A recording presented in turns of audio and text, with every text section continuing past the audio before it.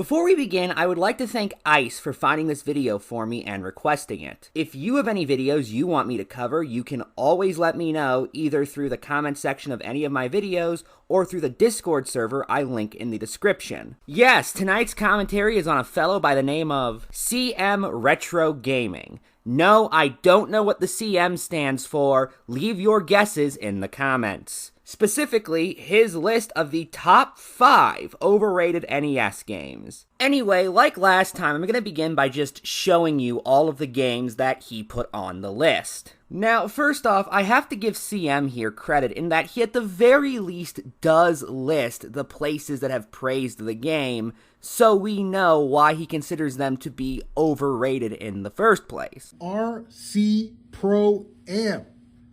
Released by Rareware on the NES in 1988, it is number 13 on IGN's Top 100 Nintendo Games list.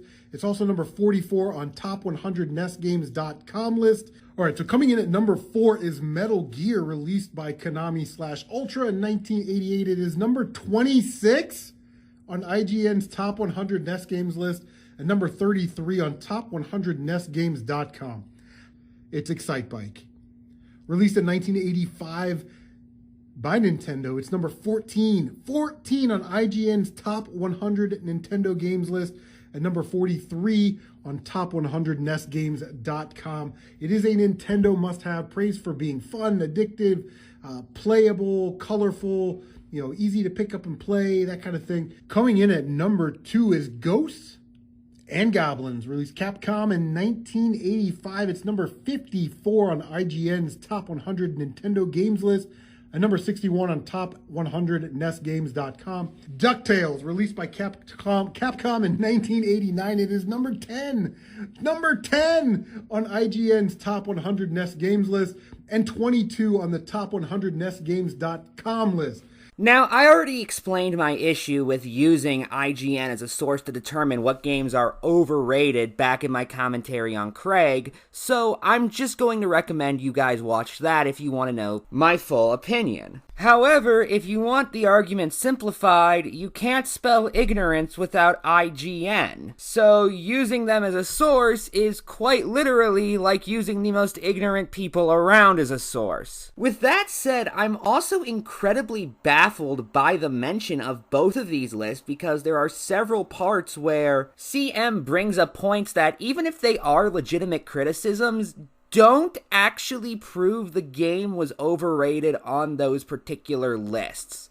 Let me explain what I mean. For example, IGN's entry on RC Pro AM praises the game not so much for its quality, but more for how it impacted the modern racing genre. An incredibly popular release in both sales and lasting fun opinion, RC Pro AM was an innovative racing game developed by Rare. Released in 1988, it pioneered something very important for the racing genre. RC Pro AM was one of the first games to ever give your car the ability to attack and damage your opponent's vehicle with bombs, missiles, and oil slicks, to ensure that the competition wasn't going to make it to the finish line first, or even arrive there in one piece. Speed boosting strips placed directly on the track also made their first appearance in this design, which was so well received that it went on to inspire several sequels as well as influence the creation of Nintendo's own hybrid combat/racing series, Mario Kart. That's right. If you've ever cursed the skies after falling prey to that infamous blue shell, you can trace the source of your rage all the way back to Rare's RC Pro AM. Without it, racing games might have been all about steering and accelerating. The entry on Ghosts and Goblins praises the game primarily because of how different it was from other games of the time. Actually, reading the entry, I'm pretty sure they meant to put Wizards and Warriors and not Ghosts and Goblins. Again, another reason to not view IGN as a valid source, they don't even know what games they're describing. Taking a chance on a game with a title like Wizards and Warriors in the video game section of my local rental store was a risky venture in an era of a crappy Dungeons & Dragons inspired RPGs. Love the typo. Happily, this fine action platformer broke with the stereotypical dungeon crawlers. allowing you to hop around, bashing enemies with your wand of whatever, without a single roll of multi-sided dice, virtual or otherwise. Actually, while on this topic, because I really need to drive home how fucking stupid it is to use this list as a source for anything. You notice how Ghosts and Goblins is number 54? Do you guys know what number 55 is? Double Dragon 3, The Sacred Stone, one of the most infamously frustrating games on the NES. To use some clips from sources that are not constantly mocked for knowing literally fucking nothing about video games. Now the big problem I have with this game is just that it's too damn hard. All you get is one life. One life. If you die once, you start all over again. Everybody gangs up on you and they just drain your energy. And yes, even your energy bar goes down faster than in the previous games. And keep using that spin kick. When they're all over you, it's your only attack worth using. But sometimes the fucking kick won't work. Yes, I swear it's true. I know how to do the spin kick. I can get it to work most any given time. But when I'm desperately trying to get my enemies off me, it just doesn't happen. I mean, what the fucking shit is that about? Fuck this game. One life. All you get is one life. I hate this game. Double Dragon 3 is clearly the most difficult game in the franchise, and even though you got spinning kicks and throws at your disposal, your best hope is just to pray that your spinning kick will work. But chances are it's not. Look at this! In case you're wondering why IGN put it on the list, well, that's something I'm also wondering given their entry for it is entirely fucking blank. I am honestly incredibly tempted to stop production on this commentary and just cover this list because it is bad in a lot of different ways. If any of you would like to see me explain why, please let me know. As for the top 100 NESgames.com list, well, that one is obviously a lot better than IGN. However, a couple of the entries have a similar problem in that MC and the person making the list were looking for completely different things in games. Metal Gear, for example, is praised primarily because it launched the Metal Gear Solid series. If only for spawning Metal Gear Solid, this game belongs on this list.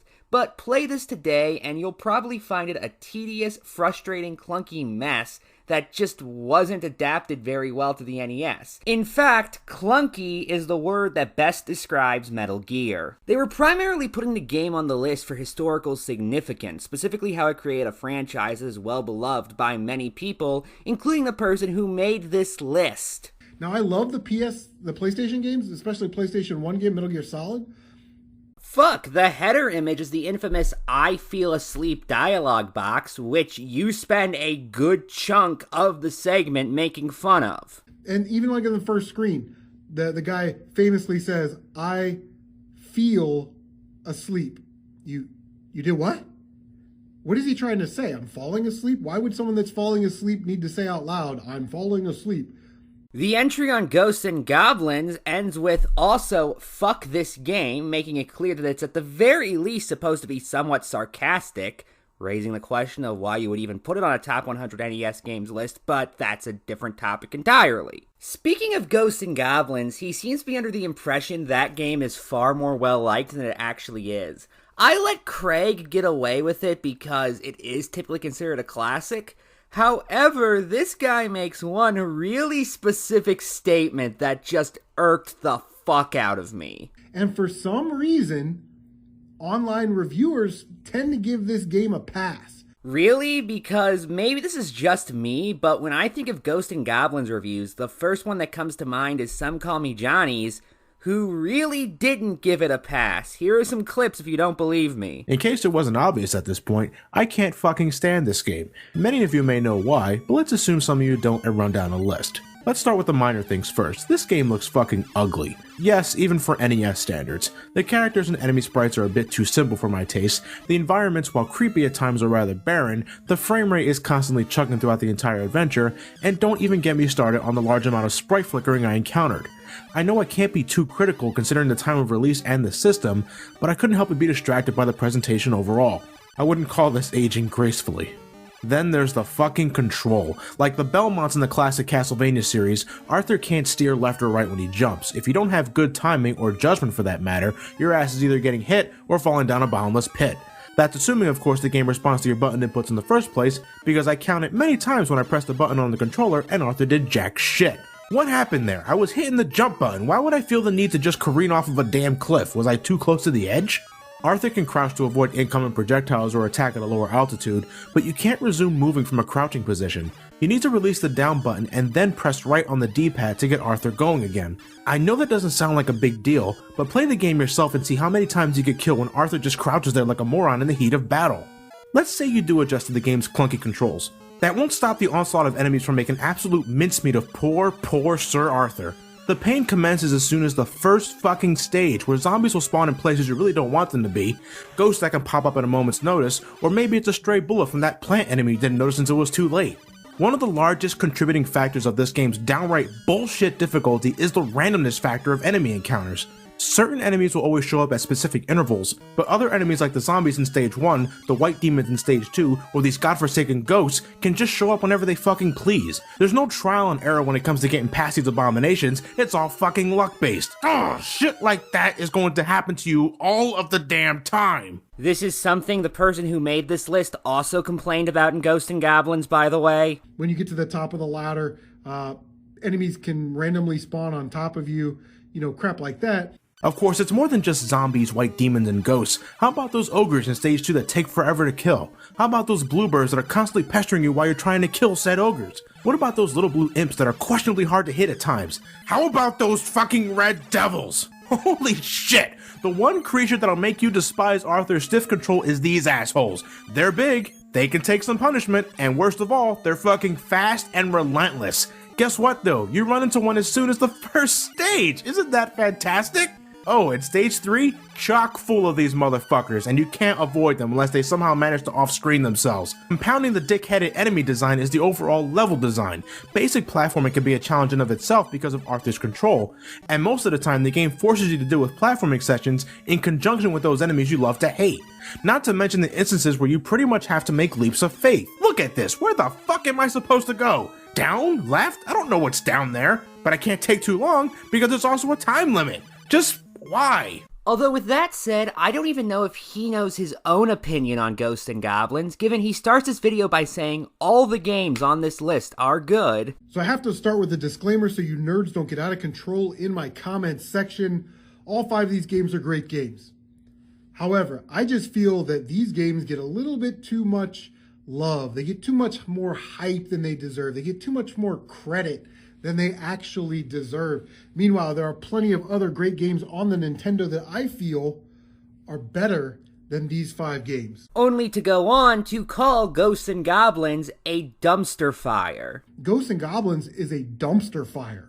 This isn't even the only example of this, by the way. It happens all throughout the video. From saying that Pro RCAM hasn't aged well, which last I checked, a pretty good sign it's not a good game. I mean, it's not one of those games that holds the test of time.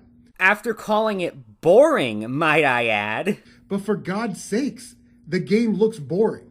It's a gray racing surface and a green grass track border for like 50 levels. To the entire DuckTales segment, which begins with him saying that people actually only like the cartoon and not the game. Now, most of you have fond memories of the cartoon, not the game. So you feel like, I'm on Team DuckTales, I have to like the game. You don't have to like the game. Calls the game boring. The pogo stick gimmick is played out and gets boring after about 20 minutes. By the way, a game getting old after 20 minutes isn't actually that big of an issue if the game in question takes about half an hour to complete, which most playthroughs of DuckTales on NES last for. Again, it's just boring and becomes cumbersome. Like, he says the game is, quote, kinda lazy. The final level, you go back to Transylvania. So the final level, you go back to a level that you already played. That's kind of lazy. They were too lazy to make a final level. And hyperbolically insults the game's music. And everyone praises the moon music, but listen to the first 10 seconds.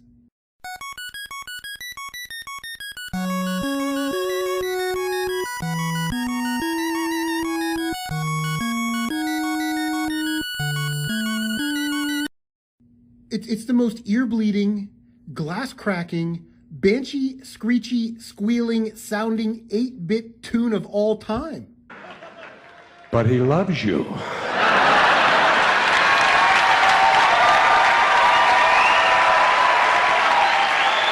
Speaking of inconsistencies, the guy can't seem to make up his mind if Ghosts and Goblins is hard or not. He begins his segment on it by calling it hard for all the wrong reasons. Now, Ghosts and Goblins has this reputation for being a hard game, and it is, but it's hard for all the wrong reasons. Before saying that the game actually isn't all that hard once you learn to get past the difficult parts. But each level seems to have a tough part.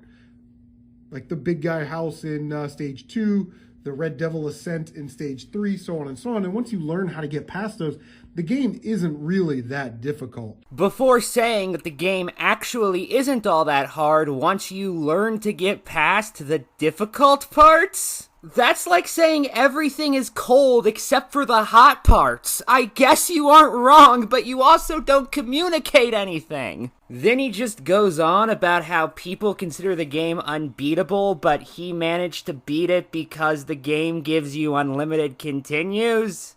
The hardest levels are definitely going to be 5 and 6, and once you learn how to do those, it's very difficult, but it's not so difficult where it's this brutal thing that you can't beat. And for some reason, people online have got this in their head where this game is unbeatable. There's no way to beat it. You're going to spend hours and hours and hours. I beat it in a day because you get unlimited continues. Which, side note, what? I've never heard anybody call Ghosts and Goblins unbeatable. The aforementioned Some Call Me Johnny mentioned in his review of the game that you are going to beat it eventually, specifically because of the unlimited continues. Arthur has a limited amount of lives, but for this game you have an unlimited amount of continues, as well as checkpoints that you restart on even after getting a game over. I think by the time I got to this area, I was at continue number 94. If you keep going at it, then I guess you'll eventually beat the game, but what's the fun in that kind of shit? Beating a game shouldn't just be conquering the law of averages. Every time I complete a level in this game, there's no celebration or fist pumps to be had, just a fucking sigh of relief that it's finally over. The Angry Video Game Nerd noted the same thing in his review of the game. Well, one fair thing I can say is that there's no game over. Well, technically there is. It says game over when you die 3 times, but there's unlimited continues, and it always puts you back at the checkpoint where you left off. So the game's incredibly fair when it comes to that, but it's so relentlessly hard it almost doesn't matter anyway.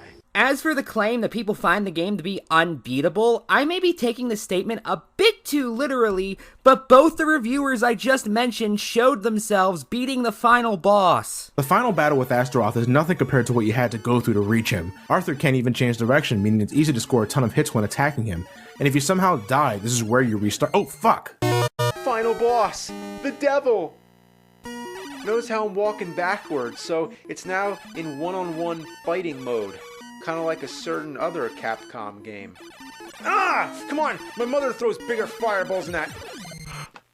But I could also think of 2 video series that specifically exist to play through notoriously difficult games and give walkthroughs for them, which covered Ghosts and Goblins. Those being Aqualung's review/walkthrough and Lord Cat's old series Until We Win. So this boss should be the biggest pain in the ass of all time, right?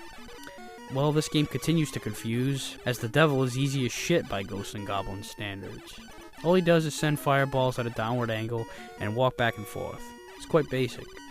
Just stay as far away as possible, jump over any fireballs, and unleash the cross shield into his head.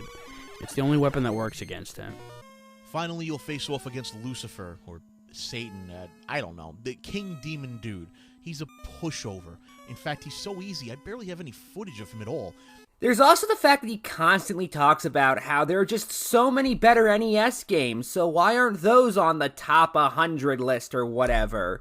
During the first segment, he says this, for example. If you take the 3 Mario games, both Zelda games, and any 2 games from Castlevania, Mega Man, Ninja Gaiden, you take the 2 Contras, Mike Tyson's Punch-Out!, and Metroid, that's 15 games.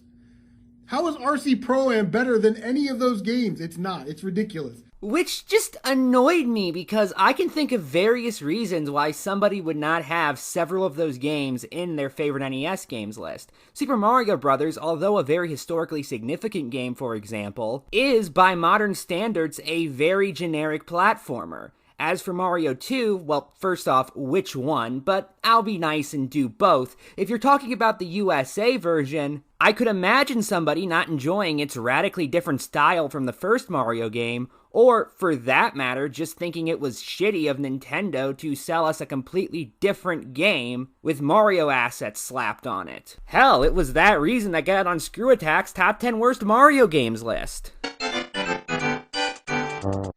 Oh, I can hear the fanboys freaking out now. Shit!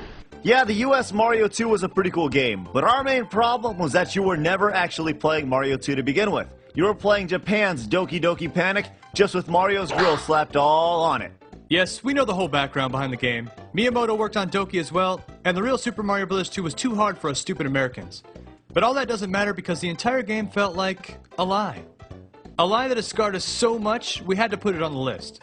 As a matter of fact, just talking about it feels like pouring salt on an open wound. Meanwhile, Lost Levels' infamous intense difficulty could easily turn some players off. Holy shit! If there was an award for most obnoxious difficult spike in a sequel, this game would win the award 3 years in a row! The wind, the obstacles, the level design, the level design, it all screams hell! Okay, seriously guys, is there anything I can say that hasn't already been said about this game? If it isn't the horrible enemy placement that'll f*** you over, it's the incredibly awkward level design that'll drive you insane. In fact, before even starting the game, I recommend you do the one-up trick, because trust me, you will need all of those lives. Fuck dignity and fuck honor, your ass just needs to survive. I mean, imagine if the game followed immediately after the final Bowser stage back in the first game. World 1 stages can be just as difficult as World 8 stages from the first game. I'm not kidding, and it only gets worse from there. The crazy shit this game expects you to do is fucking insane. No amount of memorization can make this game enjoyable for me. The level design does not work with how Mario controls at all, which leads to a lot of frustrating deaths. Now, you may be looking at this and think, oh, it's not that bad. And you know what? You may be right, but you cannot deny that this game is brutal. You're delusional if you think it isn't. The developers of the game intentionally designed the game specifically for those that have mastered the original Super Mario Bros. Even the port in Super Mario Bros. Deluxe dubs it as Super Mario Bros. For super players. And you know what? There's nothing wrong with trying to make a sequel more difficult, but Jesus Christ, someone in the development team must have really liked Bottomless Pits. Unfortunately, the game's difficulty is the main reason why I don't really like this game. I mean, it looks like Mario, plays like Mario, but the level design is not Mario. Nothing like it. It's a fucking fan hack that costs money to play, and that's just wrong. Okay, World 2. And now I think it's time to play a game that I came up with. How long until I die?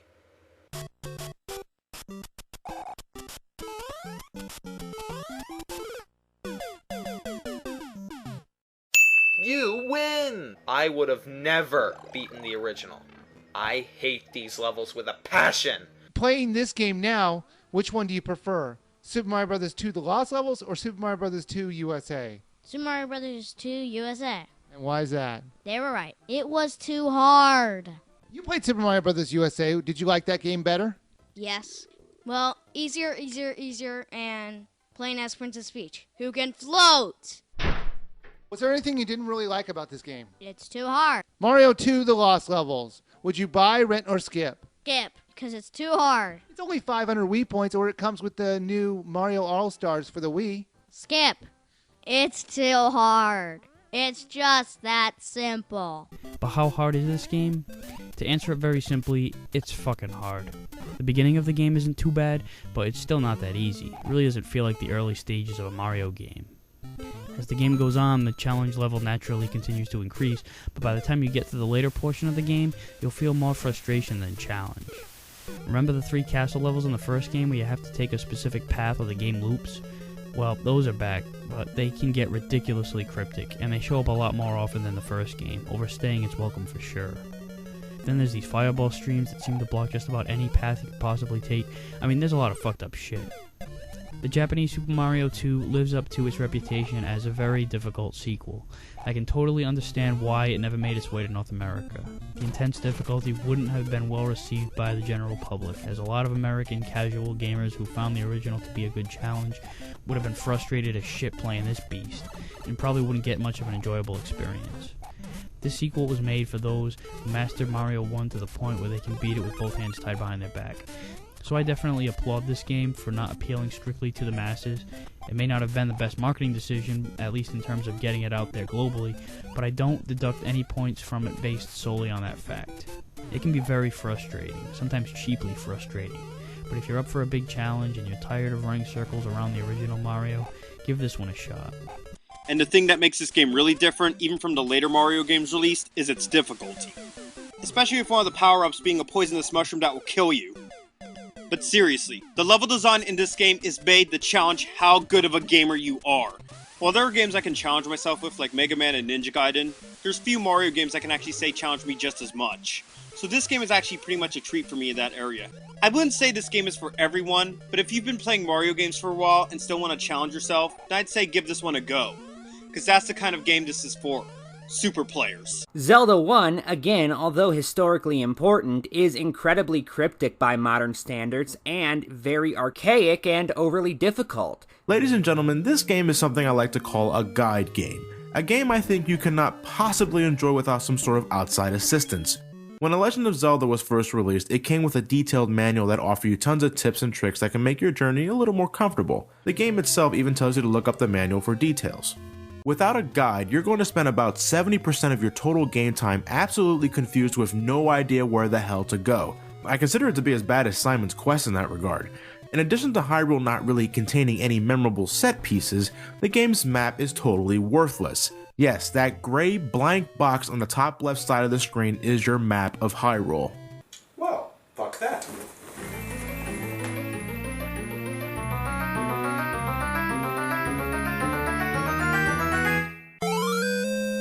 This is pretty much required to find all the secrets and dungeons with ease. Yeah, I know one of the main points of the game is to explore and discover these things on your own, but besides curiosity you would only achieve from extreme boredom, what exactly in this game compels you to use the candle to burn specific bushes or use bombs to blast specific walls? The answer? Nothing. If you didn't have the manual, you would never get the idea to do so, and without discovering these secrets, you would never come across those secret rooms where you could permanently increase your health, or nab a red potion that fully restores your life in an emergency. The most you will possibly find is an upgrade to your sword, which you may or may not be able to use because you first need to master it. Well, how the hell can I master something I can't use at first? Well, what the old man really means is that you need more hearts, which I can score by finding secret rooms or by defeating bosses at the end of the dungeon. The advice the old man can offer overall is downright baffling most of the time. Dodongo dislikes smoke. Well, who or what is a Dodongo? Is he a friend, a douchebag neighbor, a boss? Well, if you had the manual, you would know that Dodongo is a dinosaur that has a thick hide that repels normal attacks. With that hint, you could possibly get the idea to use bombs to kill it, but without it, well, I think at this point you get the gist of it. Guys, the only reason why I'm not completely flipping my shit is because there was never a time where I attempted to play this game without a guide. It was because I had a map and a guide that I was able to enter Dungeon 1 with 6 hearts, the second sword, and the blue ring upgrade. It was because I had a guide and map that I was able to preemptively buy the food to feed the Goria in Dungeon 7 to bypass him, and it was because I had the guide and map that I was able to know that the silver arrow was required to beat the game, because this hint isn't exactly helpful. The Legend of Zelda, like I stated earlier, is a game I honestly think you can only enjoy with a guide and map. Without one, this game is barely playable. And maybe I'm just being a bit too harsh here, or maybe I've just been spoiled by other, better games in the series, but that's truthfully what I think. This game may have been amazing back in 1986, but in 2013, it's become very archaic. The thing is, a lot of this hidden shit is not at all hinted at any point. And like I said, a lot of that shit is cryptic anyway.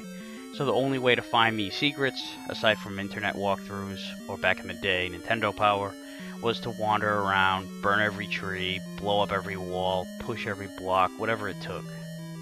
Taking notes was imperative in these exhausting trial and error exercises, especially since the bombs are limited. You can buy some, or find them from fallen enemies, but it's always backtrack time. Same can be said for the candle, in a way, because the first candle you get, the blue one, you can only use once on a given screen. You have to leave and come back to try again, so a thorough exploration with the blue candle is tedious beyond belief. Once you get the red one, then you're able to just burn baby burn. But these are tests to your patience. This game is a war of attrition.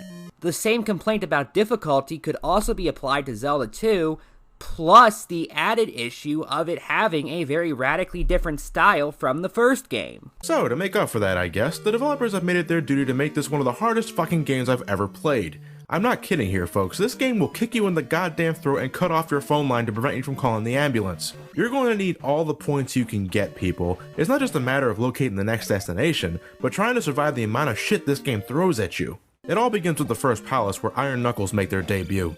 These assholes block just about everything except a well-timed jump stab. Then you got these dog-like creatures that like to throw their nail clippings at you, and then there are these jerks that remind me of Hammer Brothers, and I hate Hammer Brothers. Oh man, but things really start picking up after the second palace. We got Death Mountain, ladies and gentlemen. A gauntlet of caves containing enemies that'll whip your ass like nothing else. Mainly these axe-wielding fuckers that hit like a freaking bulldozer.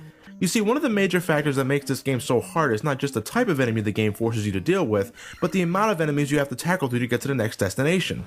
Unlike the last game, there are no red potions to rely on. You only have a magic meter and certain spells you learn later down the road, some which cost a lot of magic points to use, and you seriously don't want to run out of magic in a place like this. If enemies don't drop magic refills during the journey soon enough, your ass is going to have to backtrack to a town if you want to refill your magic meter. Now, if you get a game over, you can save your progress to play another day, and you'll still retain any level ups or items you earn. However, current experience points are lost, and you begin your journey at Hyrule Temple.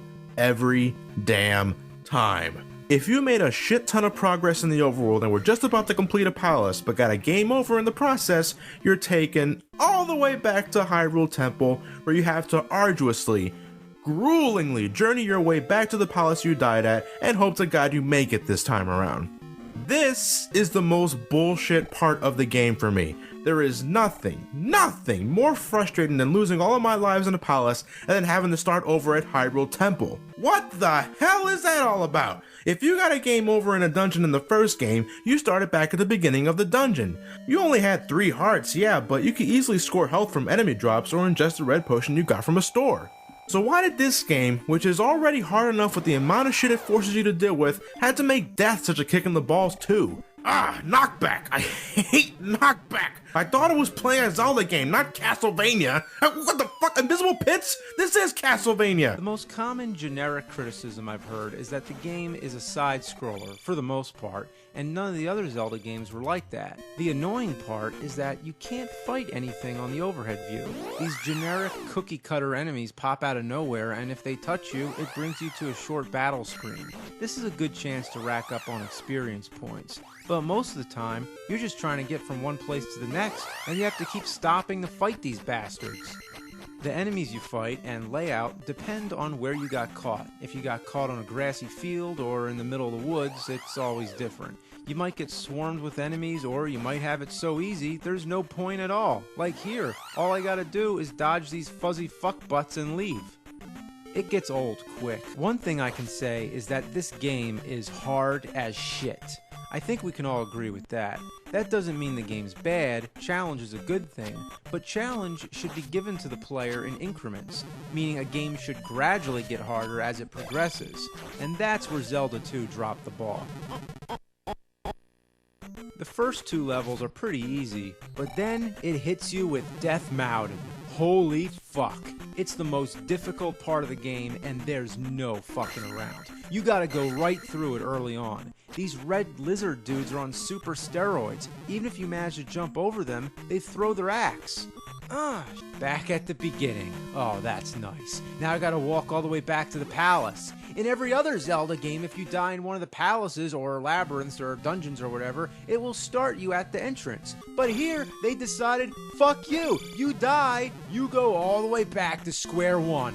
Assholes. Any of the 2 games from Castlevania, by which I assume you mean Castlevanias 1 and 3, given I don't feel like I need to explain why people may dislike Simon's Quest. So, are we just ignoring the stiff controls and insane difficulty that could very well turn some people off of these games? I don't think anyone would deny this is one of the hardest games ever made. And it's all because of one simple problem. When Simon gets hit, he jumps back. You could have full health, but just because there's a pit behind you, you're dead. It's a severe handicap that fucks up the entire game and the rest of the series. Then there's certain enemies that just piss the shit out of me. There's hunchbacks which jump all over the place. I used to think they were monkeys. And then of course there's those enemies that just fly across the screen, like the Medusa heads and the bats. Let me put it bluntly. Castlevania is hard. Fucking hard. One of the most difficult games you'll play on the NES. Now you're probably thinking, well, what causes it to be hard? Is it the enemies, the level design, the controls? All of the above. But the absolute worst thing, the main reason what makes Castlevania so difficult is the control. It's incredibly stiff. Simon has only one type of speed, strutting, the Belmont strut, and he does it so well. Swinging the whip feels pretty good, but dear lord does jumping suck. You can't change your direction in mid-air, so when you make a jump, your ass is going forward until you hit solid ground. If that wasn't enough, Simon also suffers from another problem that plagued many NES games back in the day. Knockback. My god, the knockback. Upon coming into contact with any hazard, Simon will jump back 5 feet. I'm guessing because it's the first time in his life he's ever felt pain and doesn't know how to properly react to it. Combined with tiny platforms and numerous bottomless pits, you're gonna die plenty of times because of knockback and poor jumping controls. Son of a bitch! Part of that challenge, though, stems from the flawed jumping controls. You can't control yourself in midair, your trajectory is always the same, and since there are a lot of airborne enemies when you have to jump to attack, you could end up taking some hits because of this, especially if you're around pits. So this takes some getting used to. But then again, attacking with your secondary weapon can also be awkward. You have to press up and B to use these weapons, which isn't difficult as far as switching the position of your thumbs. But because you're pressing up, you can't move around at the same time, and if you don't hold up just before pressing B, you could end up firing the whip by accident. It's not totally broken, but the execution could have been a little bit better. Perhaps pressing select to toggle between your whip and the secondary weapon would have been more effective. Then you're just pressing B to attack the whole time.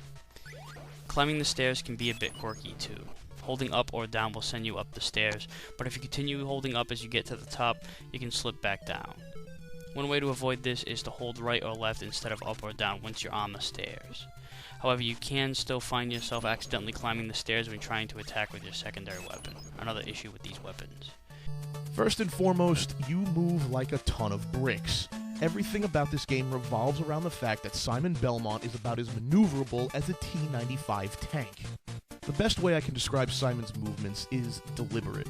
This guy moves like a combination of Garfield and Darth Vader. Every step is stiff and rigid, and it really feels like Simon doesn't want to move. Jumping is equally as annoying. When you jump, you damned well better want to jump in that direction, because there's no mid-air correction here. There's also not a lot of air time to be had, either. Simon is not getting an NBA contract anytime soon, so get used to how far you can jump. Attacking is just as deliberate as the rest of Simon's movements. You have several frames of attack animation, including pulling the whip back to flick it forward before your whip actually strikes. That's one hell of a game mechanic that is going to fuck you over more than you like to imagine. Getting hit will also make your day miserable. It knocks you backwards, and getting knocked backwards is bad news in games like this, because you're more likely to be sent flying backwards into an open pit. And open pits always mean you're going to die. Your greatest hazard in this game is not pits, not water or spikes or anything like that. It's the stairs. The fucking stairs are your worst nightmare. If you're next to the stairs and you try to use your special attack, the attack doesn't work. Instead, you go up the stairs. Look at this. Like, God, get down. I want to attack the knight.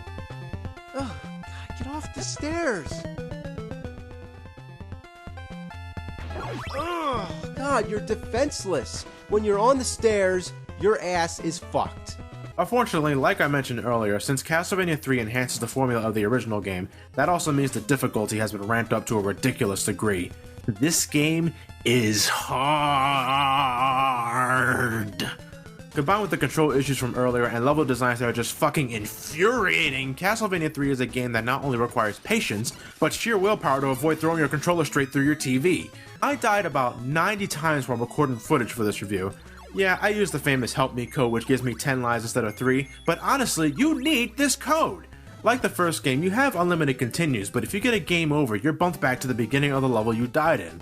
The stages are quite stingy with checkpoints, and when you lose a life, you're usually sent about 3 rooms back, which eventually causes your frustration levels to explode. This is especially apparent in the final stage. If you die during the fight with Dracula, you're bumped a few rooms back instead of restarting at the bottom of the grand staircase, like the first game.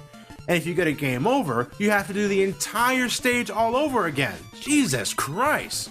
For the original Ninja Gaiden, again, it's notorious for its difficulty, and that could easily turn players off. It feels like there's stuff just flying at you from all directions, and even though you have a life bar, you'll find that you fall into pits more often than not, causing you to die instantly. Stupid falcons. Fucking falcons. For the most part, you'll have to go through each level as fast as possible to avoid getting stuck in that classic NES kill cycle. You know what a kill cycle is, you've all been in one. It's when you fuck up so gloriously that the game doesn't give you a chance to recover and kills you in spite of your energy bar. Well, Ninja Gaiden is full of those moments. There were 2 other Ninja Gaiden games on the NES, and it's possible you were also throwing those in. So, just to cover all of my bases real quick. The second game incorporated new stage hazards that were never seen before. There's the wind level, where the wind keeps changing direction, so you have to time your jumps accordingly. Such a pain in the ass. Then there's the ice level, where you slide all around. And my most hated of all is when everything goes dark. You might as well be playing blindfolded. The third game is the worst of all, because up until this point they had unlimited continues, but not this one. There's nothing more frustrating than to make it really far and then have to start all the way back from the beginning. I'd say this is the hardest trilogy of games on the NES, even harder than Castlevania. The 2 Contra games are famous for their notorious difficulty, some would argue because of bad design. Have you ever played Contra? It's garbage. It's too difficult, and it's not too difficult because the creators decided, hey, let's give a challenge to serious gamers. It's difficult because the creators didn't know how to design a fucking video game back in those days. It gets stupidly hard trying to dodge everything, but just like the first game, the spreader is an absolute godsend. And lastly, regarding Metroid, well, I'll just let Jado explain why not everyone would love that game. Metroid on the NES is one of the most confusing, poorly designed, bass-ackwards, moon logic games that I have ever played, and I despise this game with every fiber of my being! This game does pretty much everything wrong. The adventure elements suck, the shooting elements suck, and the exploration elements... we'll get to that. Seriously, entire rooms are copied, pasted, and reused heavily throughout the game. Do you have any idea how annoying it is to play an exploration game, a game where the entire point of playing is to explore a vast new alien world, and you constantly run into rooms and areas that look identical to each other? That is not good game design. You have to draw your own map if you play this game. Because so many areas of the game look identical to one another, you will get lost if you don't keep your own map to keep track of where you are and where you've been. The game sure doesn't have a map for you. This game gives you no help in the navigation department. You're almost always far better off running away from enemies than actually shooting them. Does that sound like fun to you? Running away from all of the enemies like a wuss because they're too fast to reliably hit them because you can't aim worth crap? Well, guess what? It isn't fun. Anyway, it turns out that the next item I'm supposed to find is the ice beam. To get the ice beam, you go to this room in the starting area, you use bombs to blow a hole in the floor right here, and you jump into this pit of lava. You pass right through the lava, and you enter a tunnel where you find the ice beam. How the fuck was I supposed to figure that out? Why would it even occur to me to try and bomb a hole in this bridge? There's nothing down there! Why would it even remotely occur to me to try dropping a bomb in this bridge, and then there's nothing down there except lava that kills you almost instantly? Even if I'm rolling around dropping bombs just for the hell of it, even if I do by some 1,000,000-to-1 stroke of luck, figure out that there's a hole there, why in God's name would I jump down there when there's nothing down there except for lava? That doesn't make any sense! In order to get an item that you need to have in order to beat the game, you have to do something that, under normal circumstances, results in you committing suicide. There is not any rational train of thought or stream of logic that would lead a person to try and jump into lava to look for items. There is no way for you to figure that out on your own. And if any of you Metroid fans out there tell me that you figured this out complete and you're on your own without any outside help, if you tell me that this makes perfect sense and I'm just stupid, then I invite you to kiss the darkest part of my ass.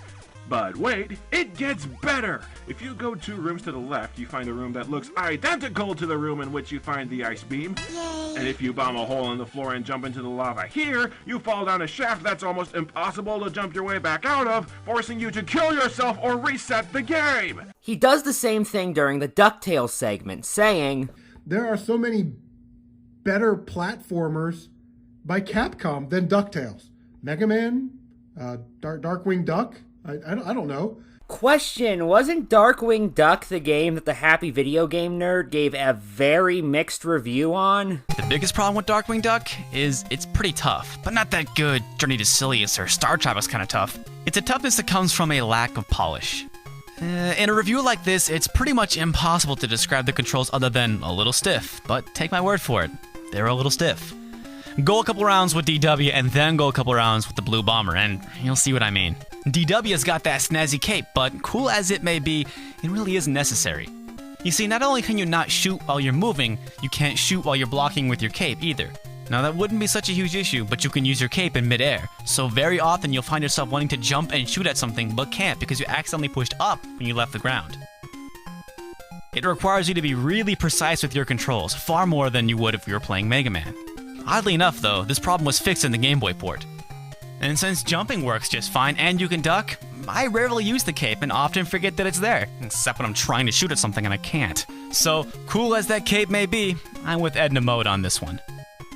There's also a few balancing issues. A lot of common enemies take a few too many hits to take down, and most bosses require a lot of hits. DW on the other hand only has 4, for the whole game. Add in a pretty short post-damage blinking time and sometimes questionable hit detection, and you've got a game that's pretty tough, and again, for all the wrong reasons. Lastly, once again in the DuckTales segment, he says, DuckTales is a good game, don't get me wrong, but a top 25 game from top 100 NESGames.com and a top 10 game on IGN's top 100 list? No, sir. No, ma'am. Not while Power Blade and Vice Project Doom are out there. Not while Cobra Triangle's out there. Not while Shatterhand's out there. Now, some of you may be wondering why I've spent so long going through various games and showing criticisms of them. And that's because, as somebody who's familiar with both the NES library and how people tend to react to the NES library, I could think of various reasons why people might prefer the games he considers overrated versus the games he listed as ones he thinks should be praised instead. As if people aren't praising Mario, Zelda, Castlevania, Mega Man, Ninja Gaiden, Metroid, Punch-Out, and many others, but that's besides the point. To give you an idea on just how easy it is to find reasons why people may prefer these games over the ones that this guy listed, every single video I showed you is one I thought of off the top of my head. I didn't do any additional research to make this point. Because I didn't need to, because again, I'm actually familiar with both the NES library and what people think of the games in it. I did not expect to go on that long, I gotta be honest with you guys. Anyway, here are some miscellaneous points. And the cars are all kind of blocky, they're the same colors. Correct me if I'm wrong, but I'm pretty sure these 4 cars are very different colors. Okay, the isometric view is also not great. The top-down view is a lot better for these types of racing games. Isometric and top-down are the same thing. Unfortunately, the people that translated this game either didn't speak English or didn't bother to have it checked by someone that spoke English. So they either didn't speak English or they didn't speak English, hence why they'd need it checked by somebody who does speak English. The way the letters look on the screen, you can barely even read this game. Ones look like I's, zeros look like O's, that kind of thing. That's a flaw with the English alphabet more generally. Why are you penalizing Metal Gear for that, given its only real issue is having to be translated into a language with that problem? Anyway, that's all I want to cover, so final thoughts? I had a fun time taking a walk down memory lane watching all these old reviewers for this commentary. The fact that I continuously wanted to watch other people as opposed to the person I'm covering, though, I think says all that needs to be said about the quality of his video. Good night, and good luck.